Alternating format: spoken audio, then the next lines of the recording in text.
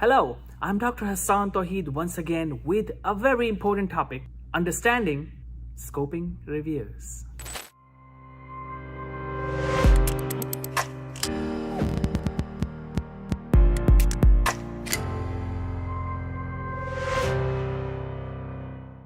Understanding scoping reviews.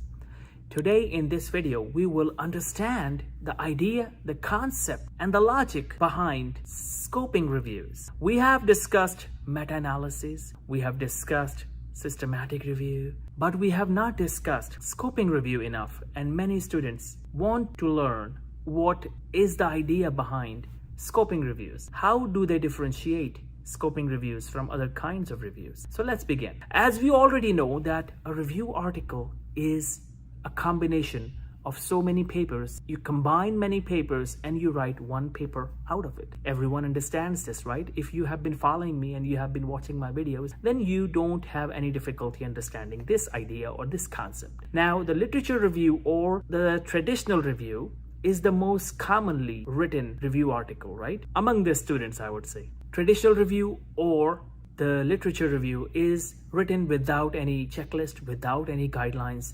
Inclusion-exclusion criteria is optional and no quality appraisal or assessment is done. But in the scoping review, what do we actually do? In the scoping review, we follow certain checklist or guidelines, just like in a systematic review. What was a checklist if you remember? PRISMA, PRISMA checklist for systematic review, right? And meta-analysis.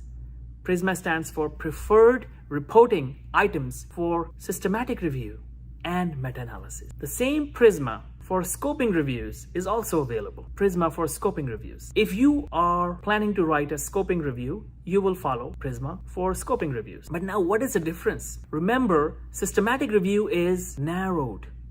The question is focused. But in scoping review, the question is broad. Because in systematic review, we are actually answering a question, a narrowed, a focused question.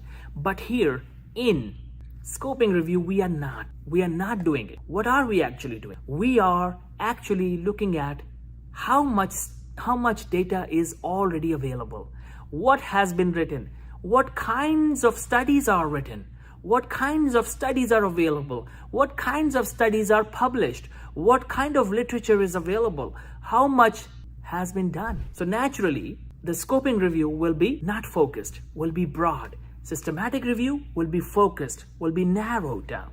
The question will be focused to the PICO question.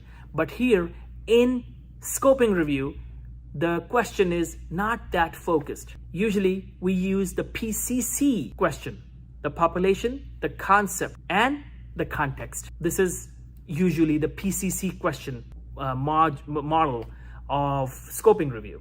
Now the question is, why do we do that? Because it is actually a precursor to a systematic review. We want to see how much data is available. We write a scoping review and then we decide, okay, can we do a systematic review of this?